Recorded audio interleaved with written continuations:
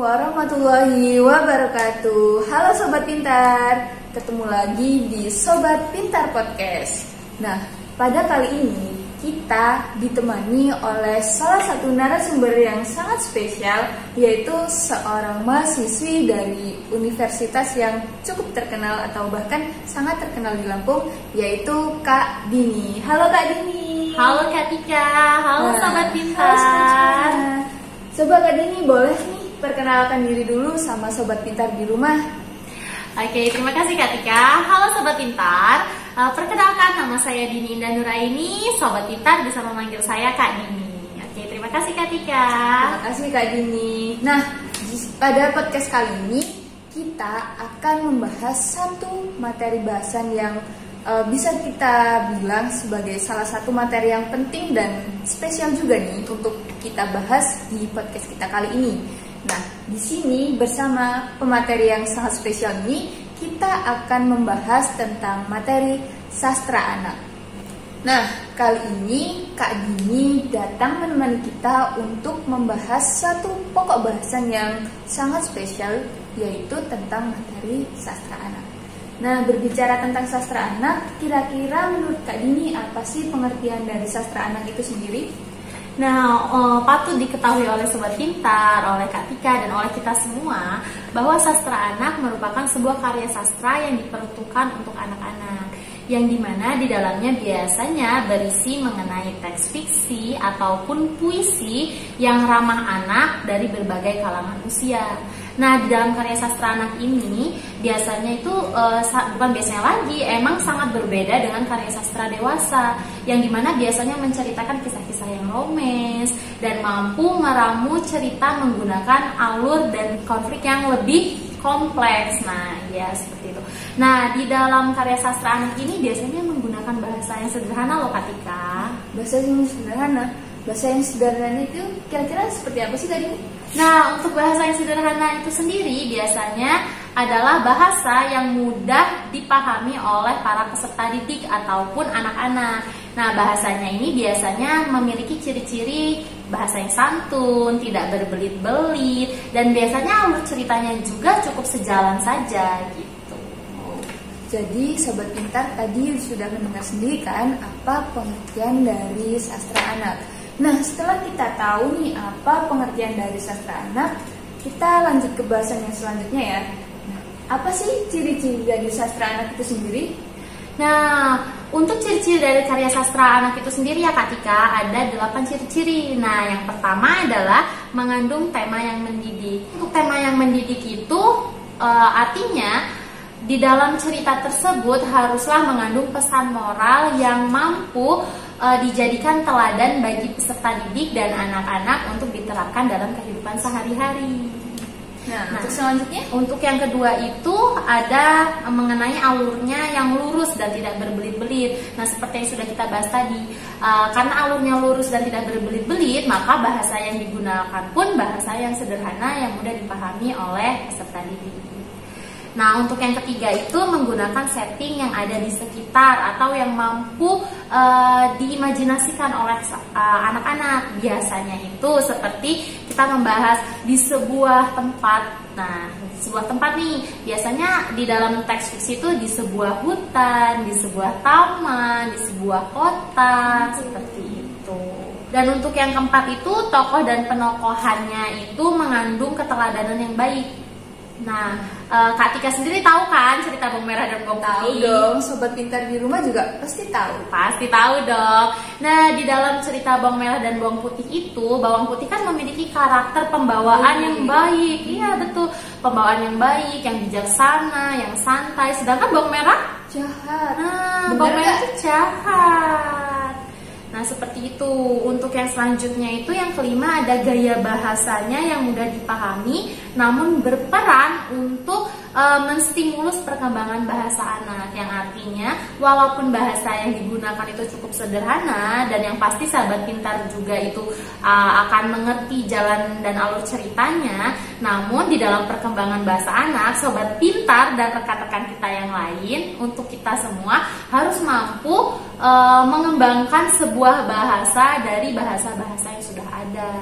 Nah, untuk yang keenam itu ada sudut pandang orang yang tepat. Misalkan dari cerita bawang merah dan bawang putih, kita sudah mengetahui kan kalau bawang merah itu jahat dan bawang putih itu baik. Yang artinya di dalam karya sastra anak ini, untuk peran antagonis dan protagonis itu diperankan oleh orang yang berbeda. Dan itu berbeda dengan ketika karya sastra dewasa, bahwa di karya sastra dewasa satu orang itu bisa memerankan peran yang antagonis sekaligus protagonis, nggak ketebak gitu ya? Iya, kalau karya sastra dewasa itu alurnya nggak akan ketebak, namun kalau untuk sastra anak ini ya kembali lagi karena dia lebih sederhana dan sejalan.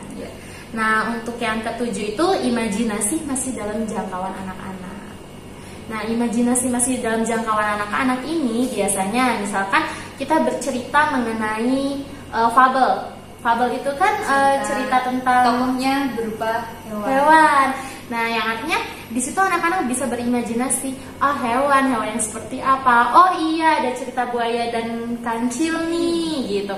Nah, itu kan masih dalam imajinasi yang bisa diterima oleh anak-anak. Dan untuk yang terakhir itu adalah isi teks kesastraan dapat menambah wawasan anak-anak, yang artinya di dalam karya sastra anak itu untuk menambah wawasan maka diperlukan pesan-pesan moral, pesan-pesan yang mengandung tauladan gitu. Nah, untuk diterapkan dalam kehidupan sehari-hari gitu, mana dan itu bisa dikirakan oleh anak mana pesan yang bisa diambil dan mana yang tidak bisa diambil, seperti itu. Sudah ya. Jadi itu tadi beberapa ciri-ciri dari sastra anak. Nah, untuk pembahasan selanjutnya nih, kita udah tahu pengertian, tahu ciri-ciri. Nah, sekarang apa aja sih Kak jenis-jenis dari sastra anak itu sendiri? Oke, untuk jenis-jenis karya sastra anak sendiri dari Sobat Pintar ada yang tahu nggak? Udah tahu nggak? Oke, kalau belum ada yang tahu, bahas. kita bahas nih. Nah, untuk jenis-jenis atau genre dari karya sastra anak sendiri, kalau kita baca lagi menurut teori yang ada, menurut Lukens itu ada 6. Nah, yang pertama itu ada genre atau jenis karya sastra anak berupa realisme, yang dimana itu kehidupan real mengenai cita-cita olahraga, seperti itu. Biasanya tokoh-tokoh penting itu juga itu masuk ke dalam realisme. Yang kedua itu ada fiksi formula, yang dimana cerita-cerita yang menggambarkan sebuah imajinasi gitu, misalkan seperti fabel, mite juga kan bisa masuk ke realisme tadi, itu juga bisa. Cuma ada beberapa yang bisa masuk ke dalam fiksi formula, seperti itu. Nah, yang berikutnya kembali ke fantasi. Nah, fantasi ini biasanya berupa dongeng-dongeng nih, seperti dongeng Cinderella kan, yang sudah banyak kita baca, seperti itu. Nah, untuk sastra tradisional itu sendiri biasanya dari legenda. Nah, legenda ini tidak boleh kita lupakan nih Sobat Pintar. Harus selalu kita ingat. Ya, harus kita turunkan secara turun-temurun. Nah, di sini banyak banget legenda-legenda. Misalkan dari Malin Kundang juga ya, dari Sumatera Barat juga. Terus dari Sumatera Utara tuh yang Danau Toba. Nah, tuh jangan dilupakan itu ya Sobat Pintar.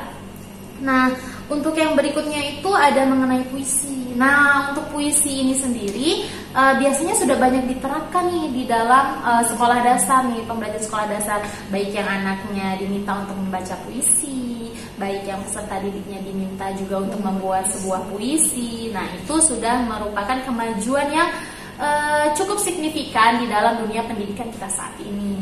Nah, untuk jenis yang terakhir itu ya Kak Tika, itu adalah jenis non-fiksi, yang dimana biasanya disajikan sebuah buku cerita nih yang kita sajikan untuk peserta didik baca.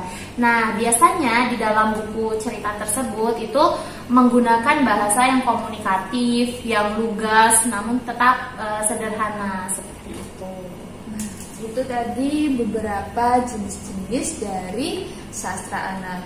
Nah, ngomong-ngomong, Kak Dini ini kan salah satu mahasiswi program studi pendidikan sekolah dasar dari Universitas Lampung, yang mana notabene-nya nanti insya Allah nih pasti akan menjadi seorang guru SD. Nah, menurut pandangan Kak Dini sendiri, bagaimana sih penerapan pembelajaran sastra yang ada di sekolah dasar? Nah, oke, untuk penerapan pembelajaran sastra yang ada di sekolah dasar saat ini ya Kak Ika, jika kita kaitkan dengan teori yang kita semua ketahui, nah itu penerapan yang diterapkan biasanya masih berupa pantun, puisi, cerita-cerita yang simple seperti cerita kancil dan buaya seperti itu. Namun untuk penerapan seperti legenda-legenda itu kurang. Nah, ini nih yang patut kita pelajari lebih dalam lagi, bagaimana sih cara memperkenalkan cerita-cerita yang mengandung unsur tradisional nih seperti legenda kepada peserta didik. Nah, peserta didik itu juga kan patut untuk mengetahui legenda-legenda yang ada di Nusantara. Banyak sekali kan legenda yang ada seperti yang tadi kita bahas kan. Nah, seperti itu. Nah, selain itu juga di dalam puisi itu biasanya anak-anak membuatnya asal saja gitu. Seperti halnya dalam puisi itu kan boleh sajaknya ABAB, boleh sajaknya ABBA, AAAA, seperti itu. Nah, namun banyak yang mereka tidak menerapkan itu, bahwa mereka menganggapnya sajak itu hanya diperuntukkan untuk pantun, sedangkan di dalam puisi juga sajak itu perlu. Itu dalam proses pembuatannya ya. Namun ketika kita memberikan sebuah tugas kepada peserta didik berupa membaca puisi, itu biasanya tidak ada mimik serta gestur yang mendukung peserta didik untuk membawakan puisi tersebut. Jadi untuk pesan-pesannya justru nggak dapet banget gitu kan. Bener kan peserta didik dari Sobat Pintar ini gitu? Biasanya sih kayak gitu ya Kak ya. Iya, biasanya seperti itu. Jadi asal baca aja. Misalkan aku udah sebuah buku, udah cuma sekedar seperti itu aja.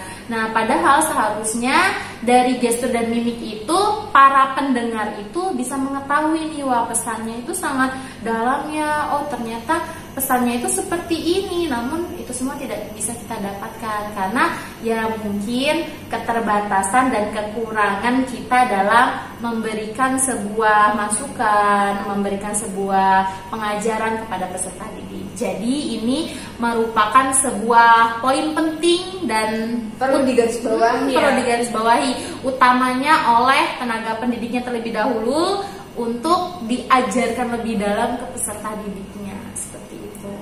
Itu tadi tanggapan Kak Dini mengenai penerapan pembelajaran sastra anak di sekolah dasar.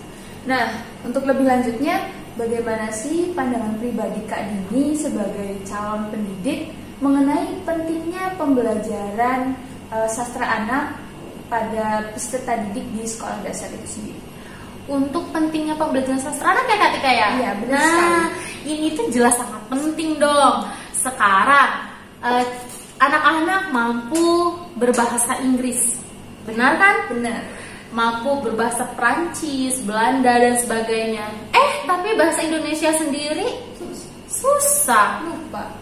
Nah, apalagi sastranya yang jelas-jelas notabene-nya kita adalah bangsa Indonesia. Nah, ini jelas harus kita ulik lebih dalam kembali, harus kita bahas dan harus kita terapkan.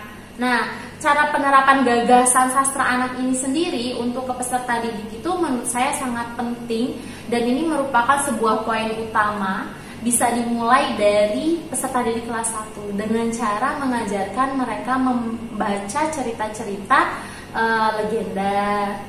Jika itu terlalu berat, bisa kita mulai dari cerita-cerita fabel seperti itu, dari dongeng-dongeng yang membuat imajinasi anak itu terbuka. Nah, ketika imajinasi anak telah terbuka, maka pembelajaran sastra juga itu akan mudah diterima oleh anak-anak. Nah, karena pembelajaran sastra ini menurut mereka kan pembelajaran yang membosankan karena harus banyak membaca, harus memegang buku yang tebal-tebal seperti itu. itu. Nah, padahal pembelajaran sastra ini sangat menarik jika kita bisa membawakannya dengan cara yang menarik pula. Jadi, bagaimana untuk cara membawakannya itu kembali lagi kepada tenaga pendidiknya, kepada seorang pendidik, apakah ada alat peraga yang bisa dipersiapkan atau ada skenario yang harus dijalankan dalam mengajarkan sastra anak kepada peserta didik di sekolah dasar. Nah, itu tadi pandangan Kak Dini mengenai pentingnya pembelajaran sastra anak kepada peserta didik di sekolah dasar khususnya. Kita lanjut ke pembahasan selanjutnya. Nah, sebagai seorang calon pendidik, rencana di masa depan Kak Dini itu apa sih agar sastra anak ini bisa diajarkan dengan baik kepada peserta didik di sekolah nantinya? Oke, untuk rencana di masa depan nih untuk mengajarkan sastra anak kepada peserta didik ya, yang pasti saya harus membuat sebuah rancangan yang dimana misalkan kita mau mengajarkan sebuah puisi, karena saya di sini juga suka puisi ya Kak Tika ya. Nah, rancangan tersebut itu bisa berupa sebuah rancangan yang signifikan, namun juga yang bisa diterima oleh anak. Misalkan kita mau bercerita mengenai sebuah taman. Nah, kita ajak dulu peserta didik ke dunia pertamanan nih, baik itu secara visualnya atau secara langsung kita datang atau hanya cukup melihat sebuah video yang saya tayangkan. Nah, di situ kita menstimulus menstimulus peserta didik agar mampu nih membayangkan atau berimajinasi bagaimana sih taman itu, bagaimana ya kalau kita buat puisinya seperti ini. Dan di situ juga saya suguhkan sebuah puisi mengenai taman, misalkan aku dan tamanku, seperti itu. Nah, di situ ketika kita mampu memberikan contoh, juga kita sudah menstimulus, maka rencana yang kita buat itu sudah cukup untuk mengajak peserta didik agar mampu berpuisi bersama nih. Nah, ikut serta. Iya, ikut serta. Nah, ketika kita mau mengajarkan dongeng misalkan, kita juga sebagai peserta didik harus mampu mencontohkan bagaimana cara mendongeng yang baik. Gerak tubuhnya, mimik wajahnya, dan dari cara bicaranya, intonasinya, gaya bicaranya, tinggi rendahnya nada. Nah, ketika kita mencontohkannya sudah baik, maka siswa itu akan mencontoh. Karena kembali lagi, peserta didik atau siswa itu dimulainya dari melihat. Dari melihat, dari mendengar, apa yang mereka lihat dan apa yang mereka dengar itu adalah yang mereka contoh ke depannya.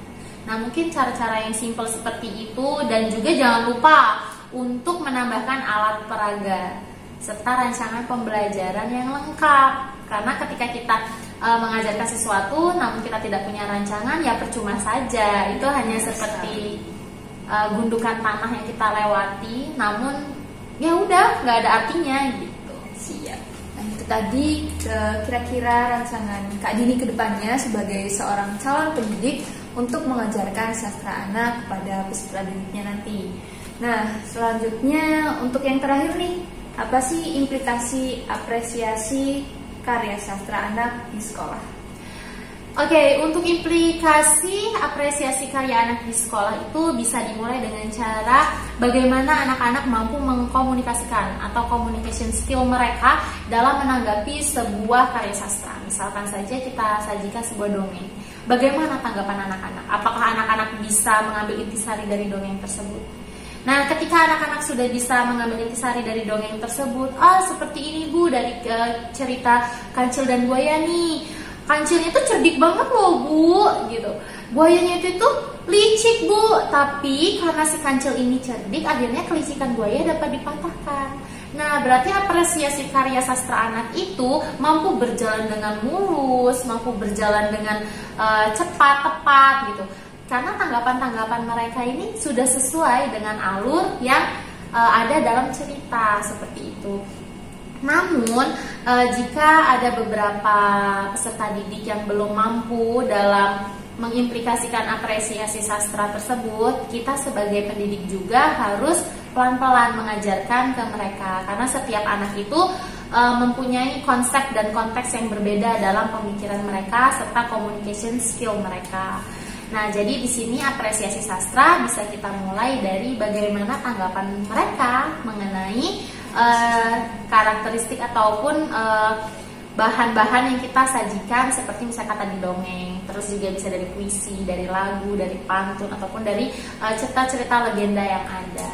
Cukup simple, namun juga itu akan memacu adrenalin kita sebagai pendidik untuk mengajarkan bagaimana apresiasi sastra yang bagus terhadap peserta didik.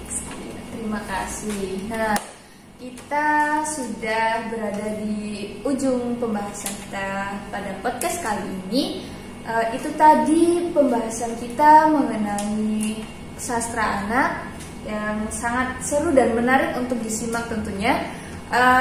Jadi dari pembahasan kita kali ini dapat kita simpulkan bahwa sastra anak ini merupakan sebuah karya sastra yang sederhana, yang mudah dipahami oleh anak, dan tentunya hal ini sangat penting diajarkan untuk anak itu sendiri. Nah, selain itu kita juga harus mengajarkan kepada anak untuk bisa mengapresiasi karya-karya sastra yang ada di Indonesia itu sendiri. Nah, itu tadi podcast kita kali ini, semoga bermanfaat untuk sobat semuanya. Kami akhiri. Wassalamualaikum warahmatullahi wabarakatuh. Sampai jumpa.